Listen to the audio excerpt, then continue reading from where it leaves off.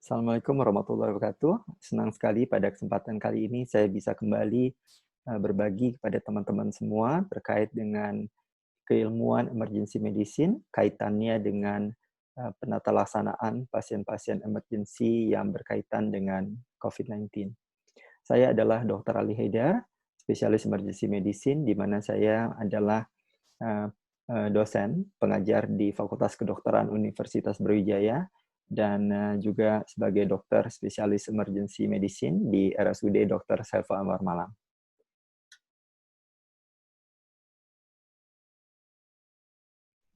Dan kesempatan ini saya gunakan untuk share terkait dengan pedoman American Heart Association tentang penata laksanaan kardiovaskuler emergency untuk pasien dengan kecurigaan atau terkonfirmasi COVID-19.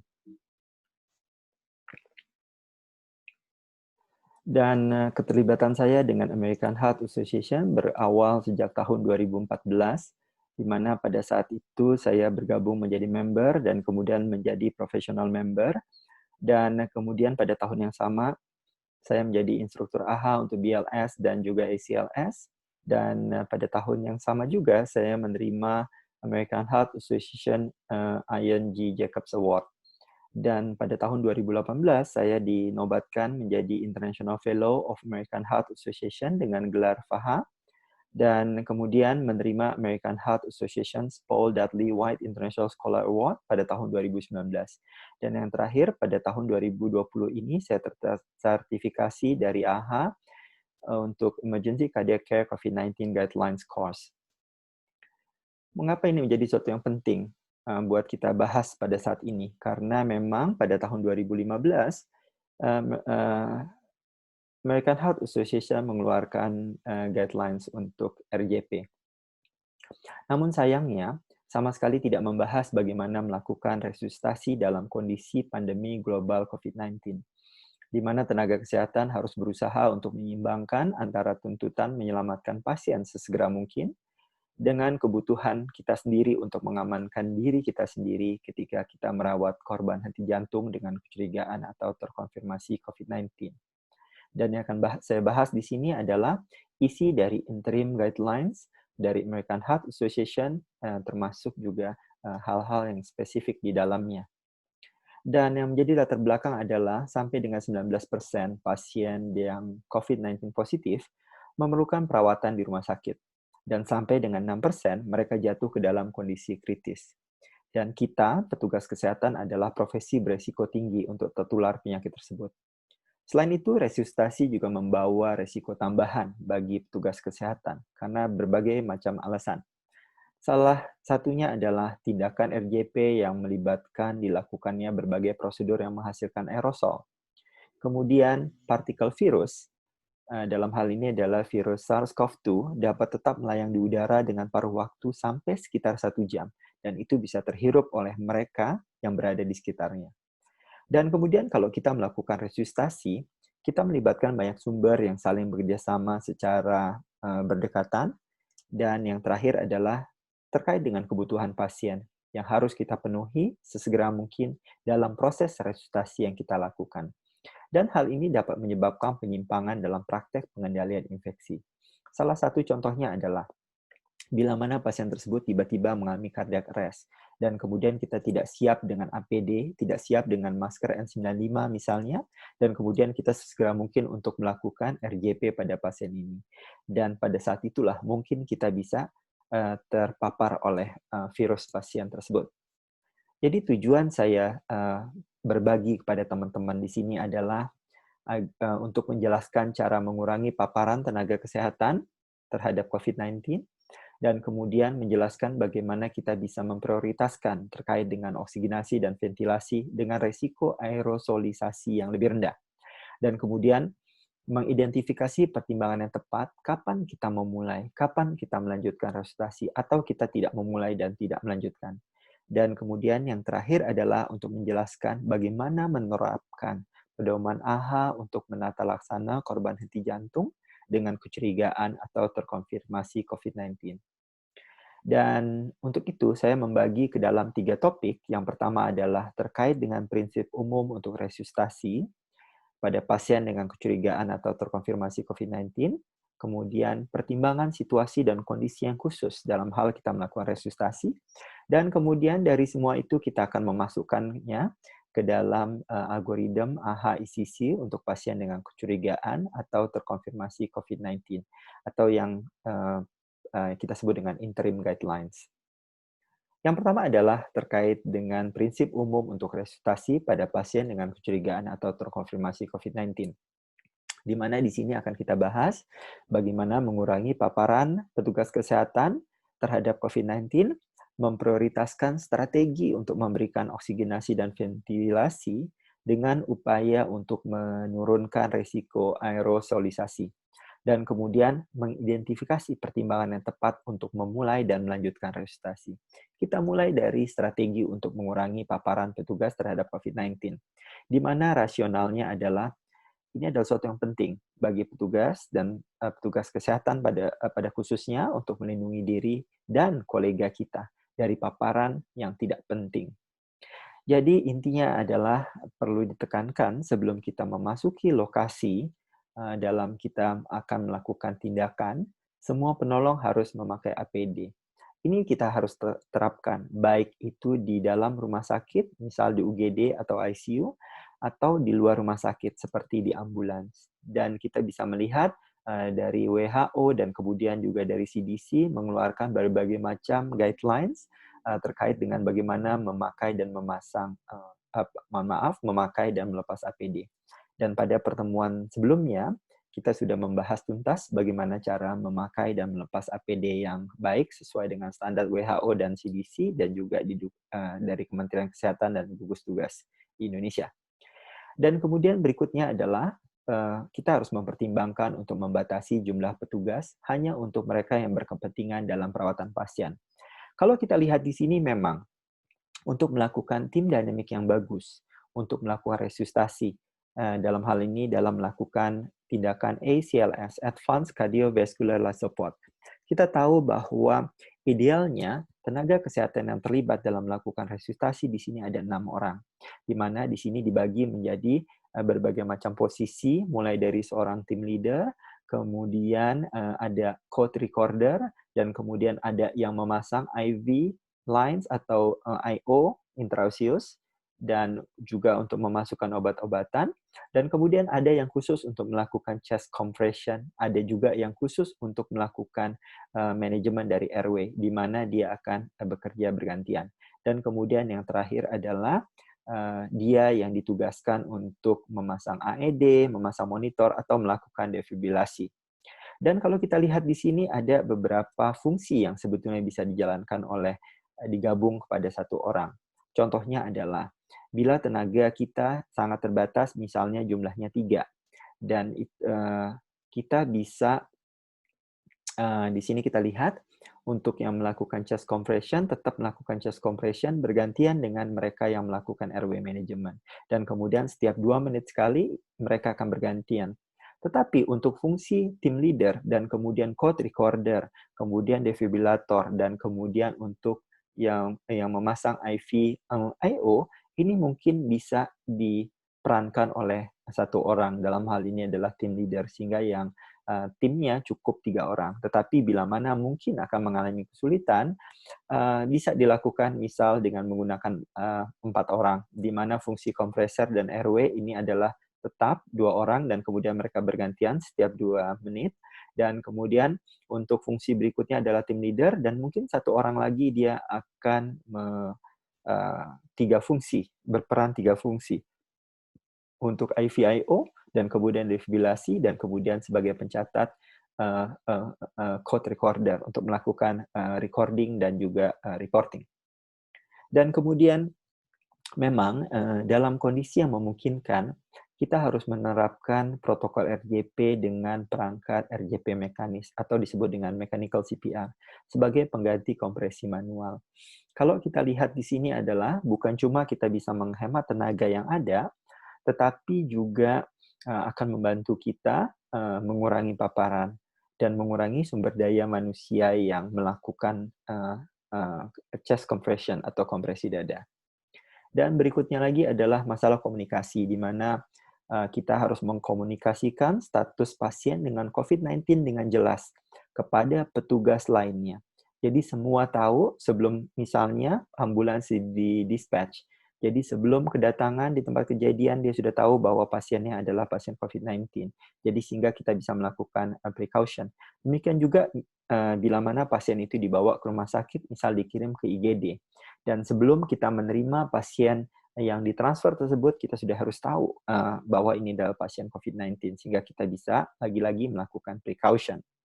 Dan kemudian adalah strategi untuk memprioritaskan oksigenasi dan ventilasi dengan resiko aerosolisasi yang lebih rendah. Di mana rasionalnya adalah jika pasien diintubasi dengan pipa endotracheal yang memiliki cuff dan kemudian dihubungkan dengan ventilator dan juga dengan HEPA filter. HEPA filter adalah filter yang bisa menyaring virus pada jalur keluar udara yang dihembuskan oleh pasien, sehingga terbentuk suatu closed circuit atau sirkuit tertutup, dan ini akan membawa resiko aerosolisasi yang lebih rendah. Dan akan saya jelaskan kemudian dengan berbagai diagram.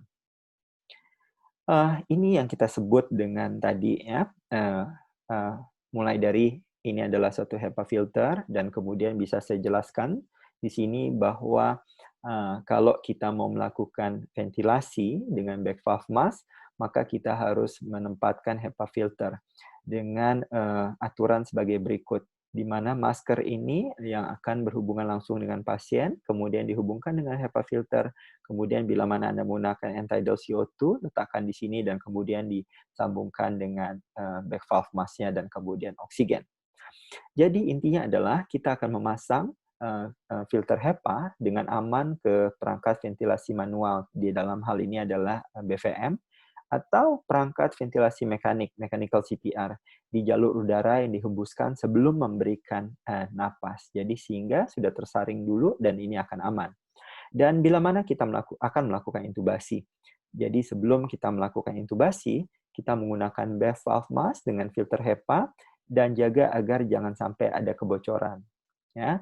Dan untuk orang dewasa, kita bisa mempertimbangkan juga misalnya memberikan oksigenasi secara pasif dengan masker non-rebreathing mask biasa dan kemudian ditutup dengan masker bedah.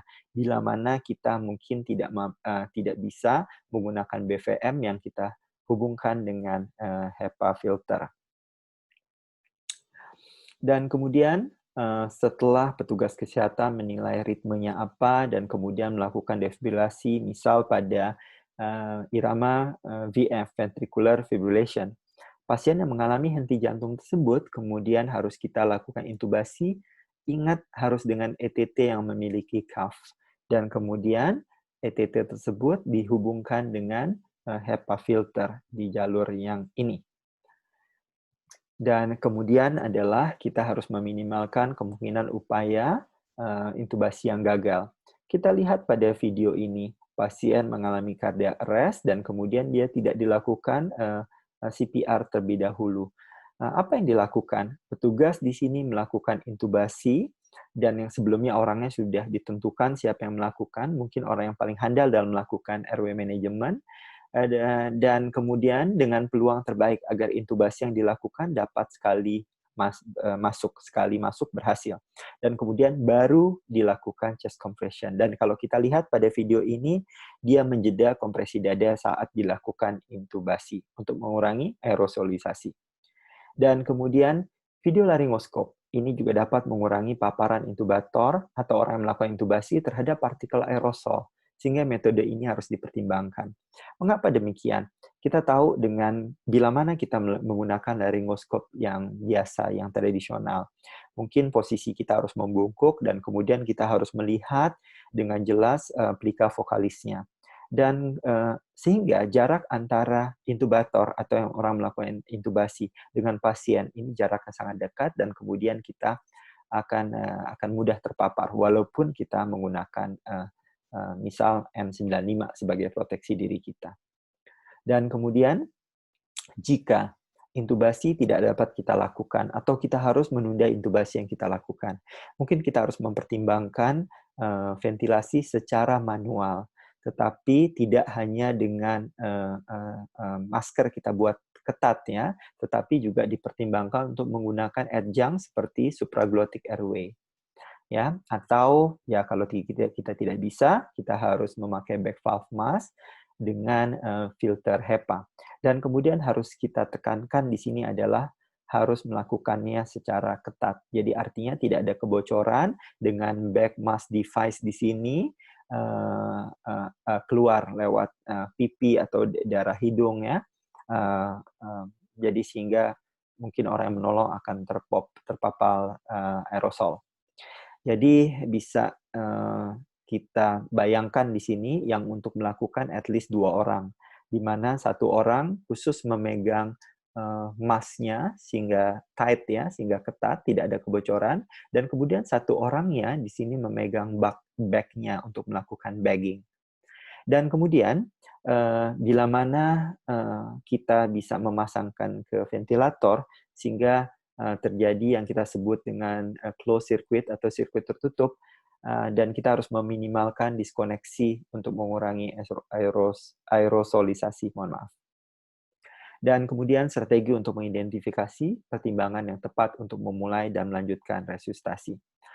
Rasionalnya di sini adalah kita harus mempertimbangkan usia, komorbiditas, keparahan penyakit dalam menentukan kelayakan. Pasien ini layak atau tidak kita lakukan resusitasi, dan juga mempertimbangkan untung ruginya.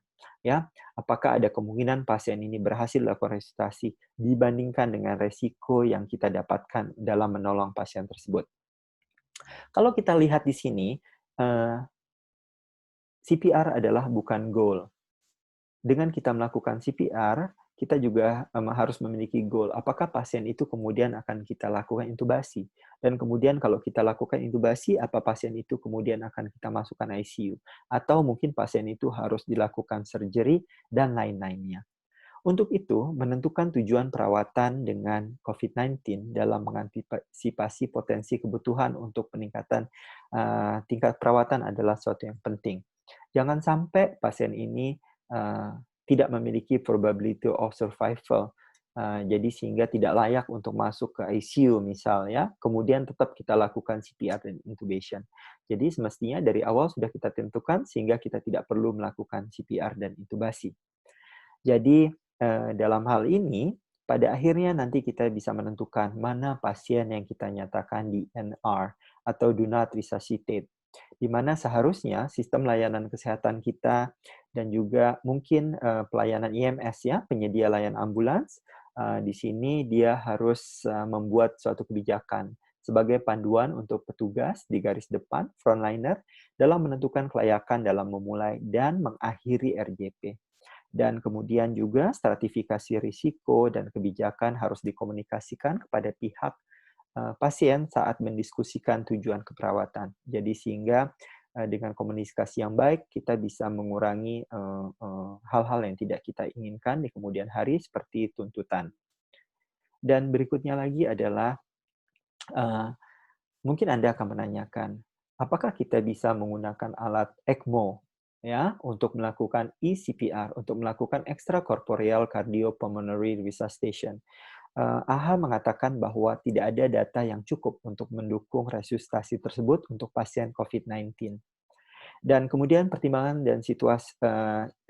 situasi dan kondisi khusus, di sini ada 3 hal. Yang pertama adalah terkait dengan OCA, out of hospital cardiac arrest atau henti jantung di luar rumah sakit, di mana kita harus mempertimbangkan terkait dengan penolong awam dan IMS, dan kemudian untuk in-hospital cardiac arrest atau henti jantung di dalam rumah sakit, dan kemudian pertimbangan untuk maternal dan neonatal resuscitation. Pertama kita bahas terkait dengan OCA atau out of hospital cardiac arrest ya, atau henti jantung di luar rumah sakit. Di sini kita mulai dengan bagaimana untuk penolong awam. Perlu kita pahami bahwa penolong di lingkungan masyarakat, dia tidak akan mungkin memiliki akses untuk mendapatkan APD yang memadai seperti kita di lingkungan fasilitas kesehatan. Dan jelas mereka akan berisiko tinggi terpajan COVID-19 selama melakukan RJP. Namun bagaimanapun, ketika henti jantung terjadi di rumah, ya, penolong awam di mana mungkin ini adalah keluarganya atau kerabatnya, dia cenderung sudah terpajan COVID-19 sebelumnya. Dan berikutnya terkait bagaimana cara melakukan kompresi dada untuk orang dewasa oleh penolong awam. Pada American Heart Association interim guidelines ini, di sini ada 4 step. Yang pertama adalah uh, uh, mohon maaf, jadi penolong harus menentukan dulu apakah ini kondisi cardiac arrest atau tidak. Yang kita ajarkan pada mereka untuk orang awam adalah bila mana dia tampak tidak bergerak dan kemudian dia tampak tidak bernafas atau mungkin dia bernafas tapi tidak normal. Dua ini adalah suatu tanda cardiac arrest. Dan kemudian apa yang bisa dia lakukan? Yang dia lakukan pertama adalah dia menghubungi ambulans 119 kalau di Indonesia, dan kemudian juga mungkin meminta untuk AED.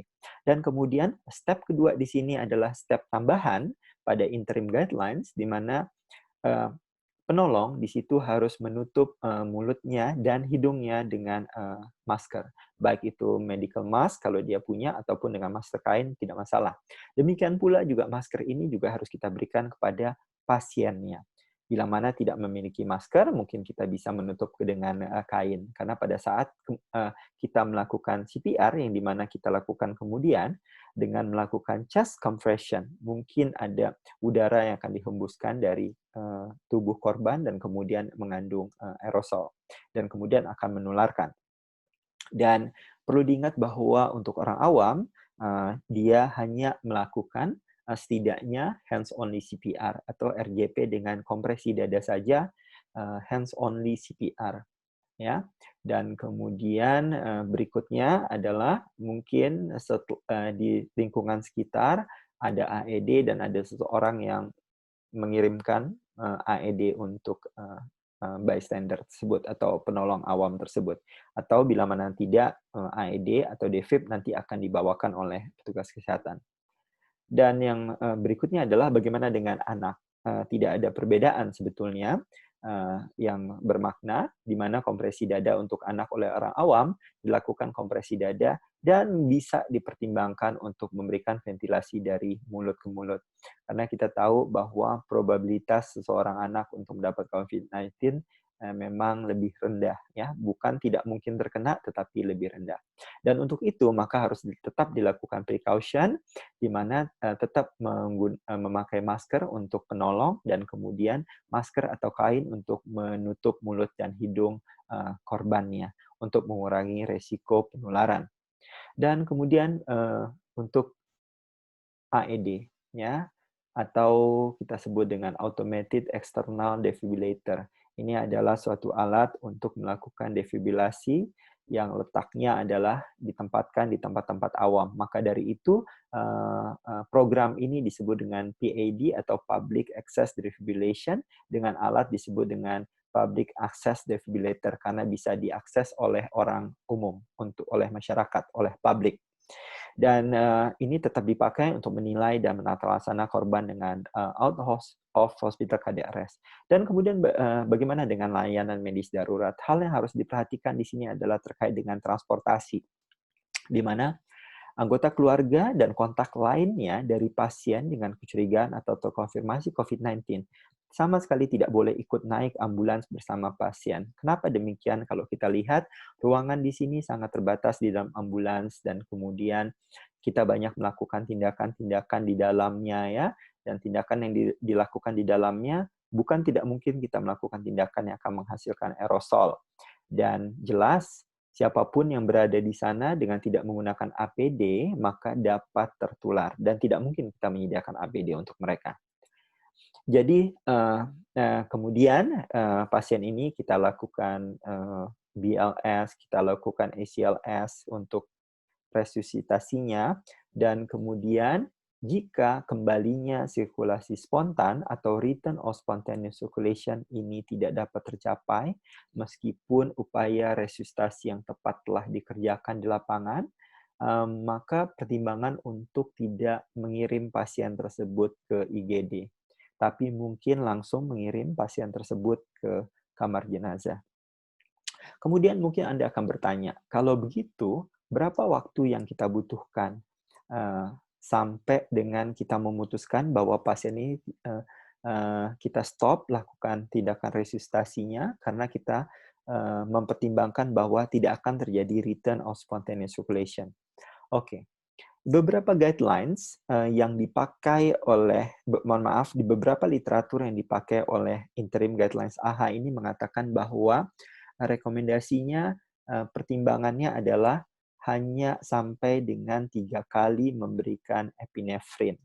3 kali pemberian epinefrin. Mungkin saya jelaskan kembali, misalnya pasien ini dengan VTAC, pulseless VTAC, pulseless ventricular tachycardia, di mana pada siklus pertama kita hanya melakukan shock, ya, kemudian siklus kedua shock ditambah dengan adrenalin, siklus berikutnya shock dengan amiodaron, siklus berikutnya shock dengan epinefrin, siklus berikutnya adalah shock dengan amiodaron yang kedua, dan kemudian siklus berikutnya shock dengan epinefrin.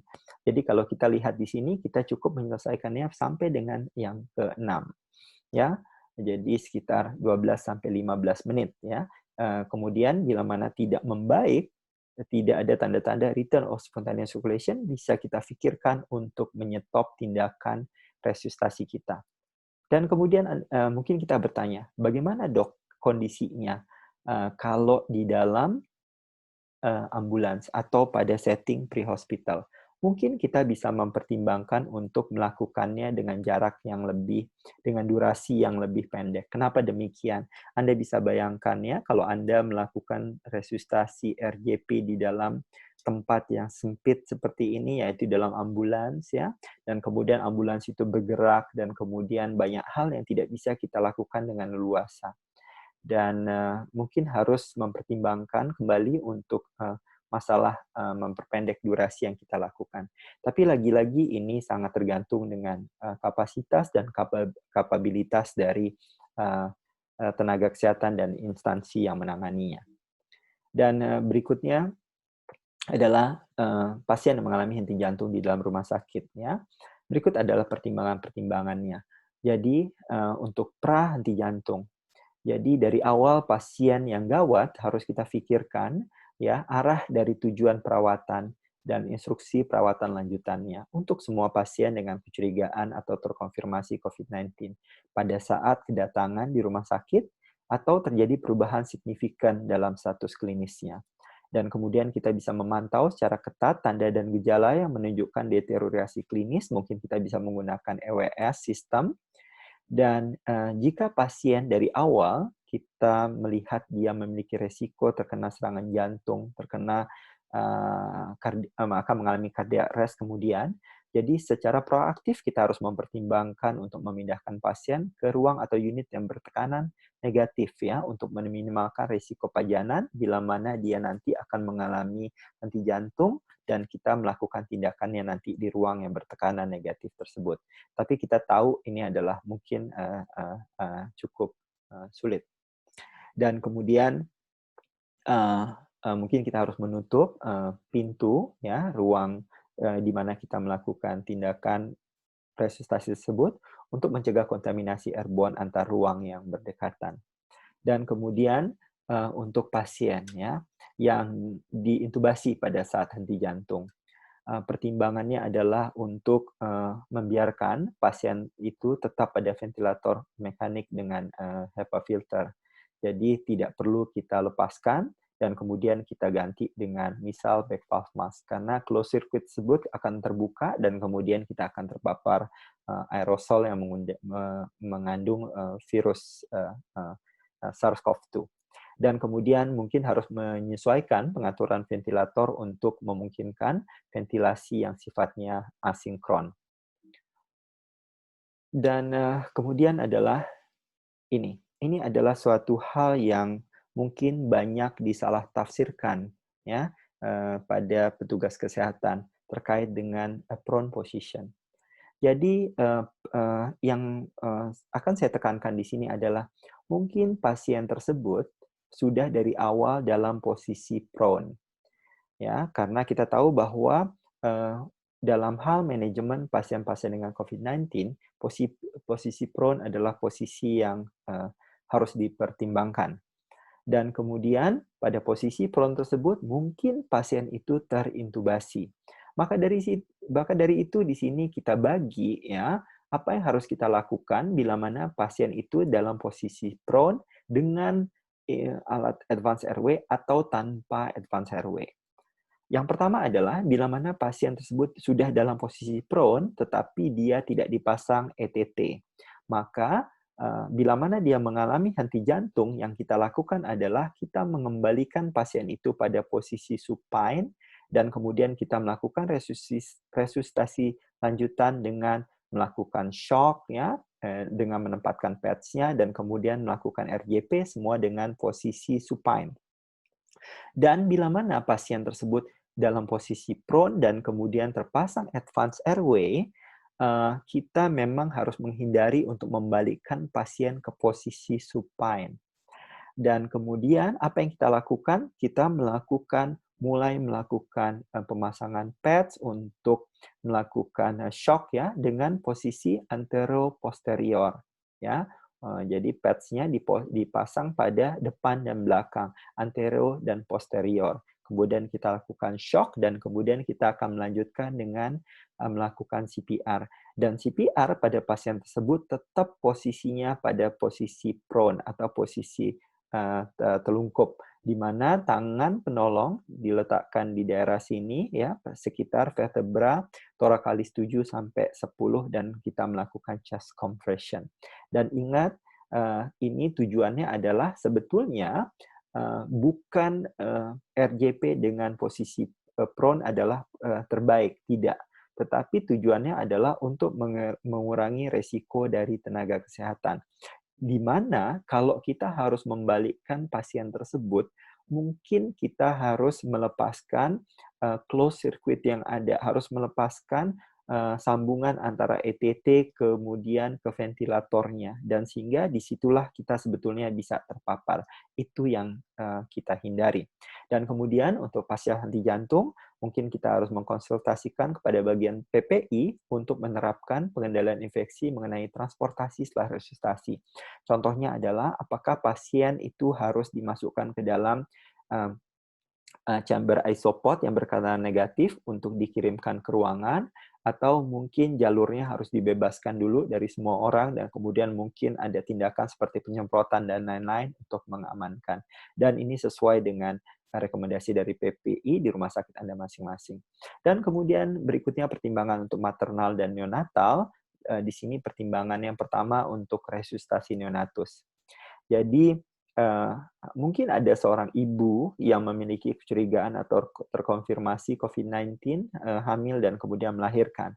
Memang meskipun masih belum jelas apakah bayi yang baru lahir tersebut terinfeksi atau memiliki kemungkinan untuk menularkan, tetapi tenaga kesehatan kita harus memakai APD yang sesuai dalam hal melakukan penanganan neonatus tersebut.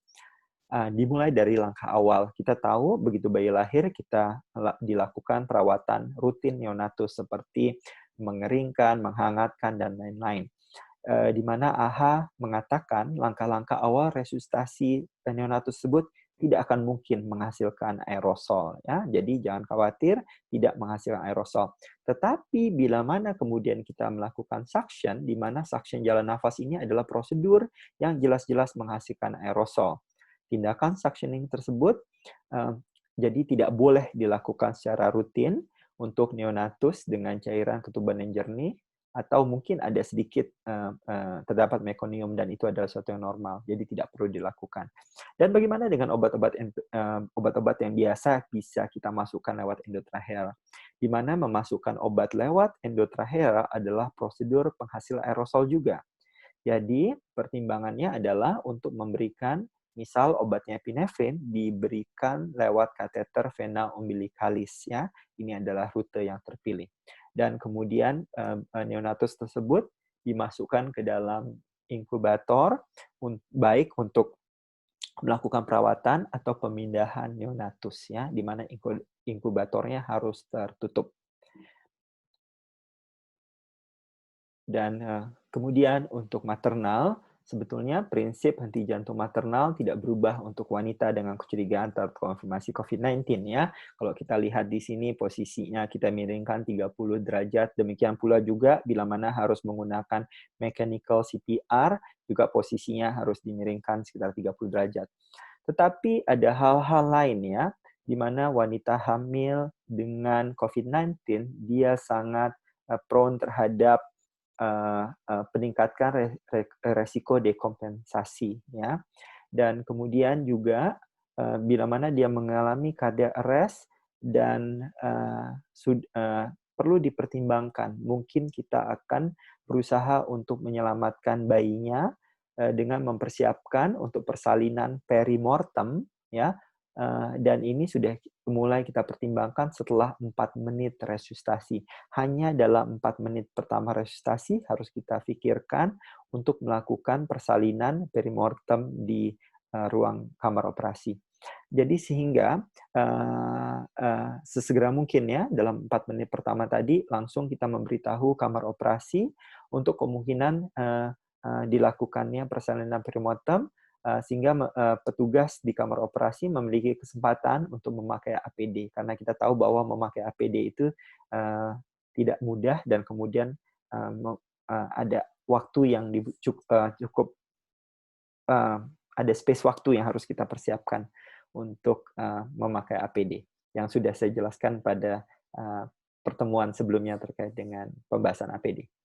Dan berikutnya adalah ini semua kita masukkan ke dalam suatu algoritma ya, interim guidelines atau pembaruan algoritma untuk pasien kecurigaan atau terkonfirmasi COVID-19, di mana di sini pada BLS ya, tindakan BLS untuk pasien dengan henti jantung ya, pasien dewasa.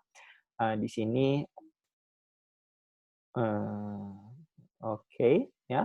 Di sini di-highlight yang bold dan highlight. Di sini adalah perubahan-perubahannya di mana harus memakai PPE dan juga melimitasi personel setelah kita melakukan lingkungan yang aman.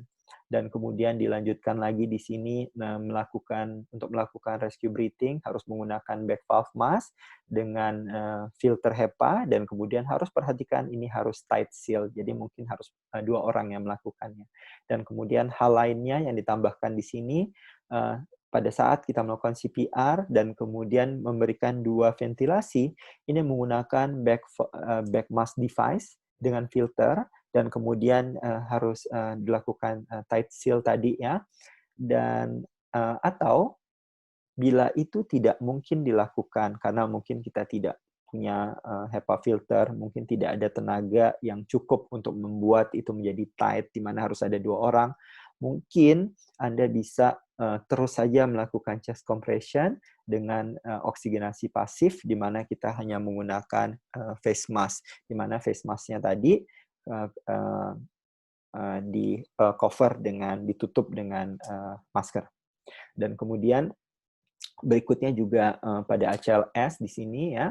Di sini sama-sama menekankan pada memakai APD dan melimitasi personel. Tetapi dari sini dari awal harus menentukan apakah kita akan memulai RJP dan kemudian apakah akan dilanjutkan. Dan pertimbangannya tadi adalah salah satunya comorbid yang ada pada pasien ini dan kemudian mempertimbangkan antara probability of survival dengan resiko yang kita dapatkan.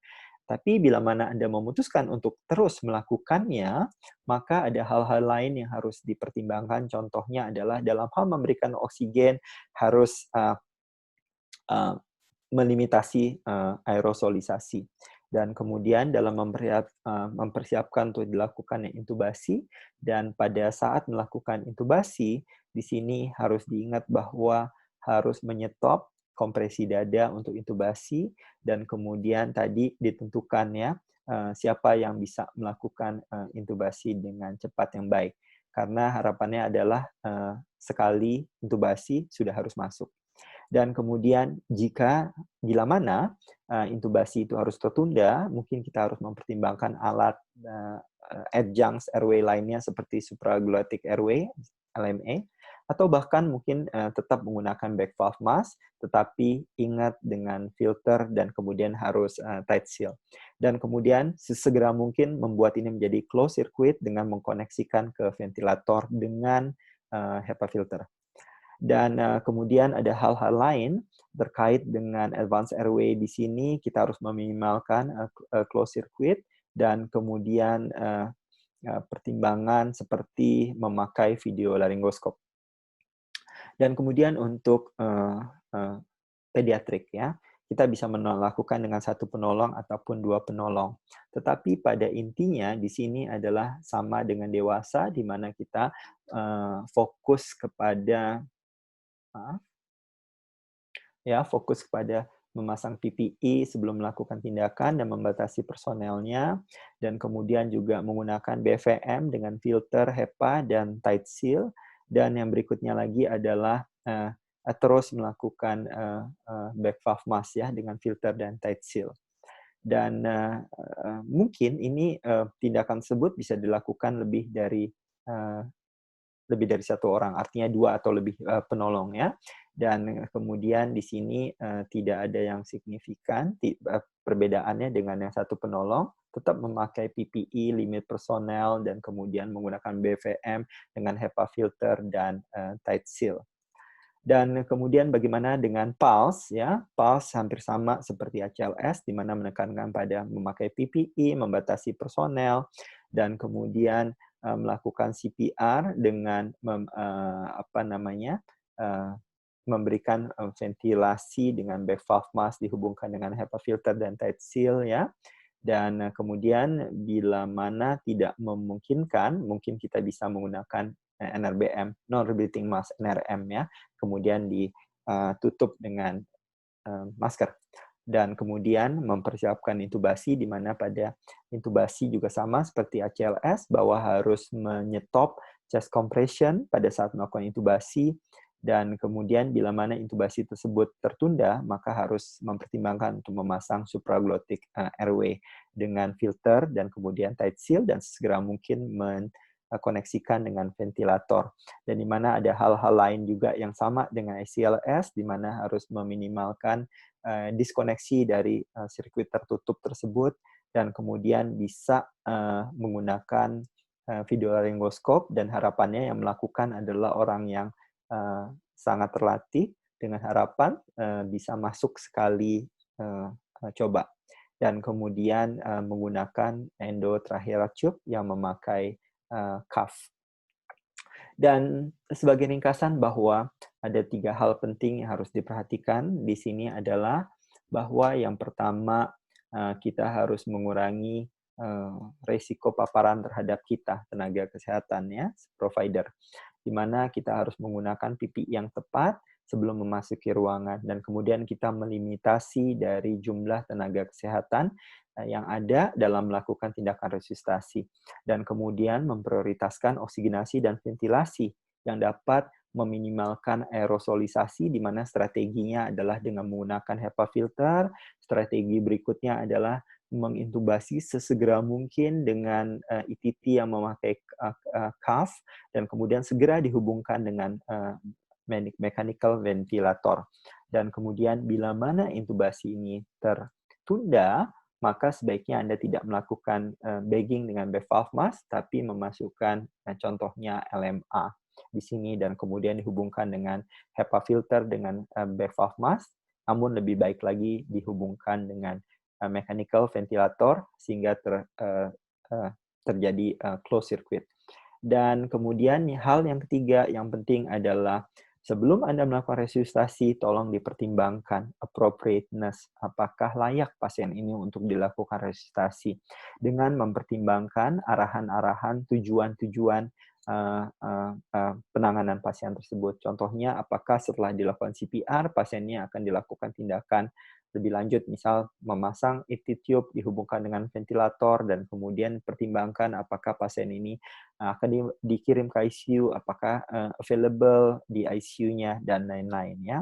Jadi sehingga dari awal bila mana tidak memungkinkan, mungkin kita harus memutuskan bahwa ini suatu kondisi yang mungkin do not resuscitate. Dan mungkin dalam perjalanannya juga kita juga harus mengevaluasi apakah pasien ini memiliki probability of survival yang tinggi untuk kita selamatkan. Karena sekali lagi kita bukan cuma menyelamatkan pasien, tapi kita juga harus menyelamatkan diri kita sendiri. Dan, harapannya dari semua yang, saya share pada kesempatan kali ini, kita bisa menolong lebih banyak orang. Dengan melakukan apa? Dengan melakukan CPR untuk pasien-pasien dengan, kecurigaan ataupun terkonfirmasi COVID-19. Karena sebelumnya mungkin kita pernah mendengar, ada yang bilang bahwa untuk semua pasien COVID, tidak dilakukan sama sekali tidak dilakukan, tindakan resusitasi dan itu adalah suatu yang salah. Jadi semakin kita siap, semakin kita tahu kapan melakukan, bagaimana melakukannya, dan kemudian mengindahkan safety, semakin banyak pasien yang bisa kita tolong. Dan terima kasih, semoga bermanfaat buat Anda semua.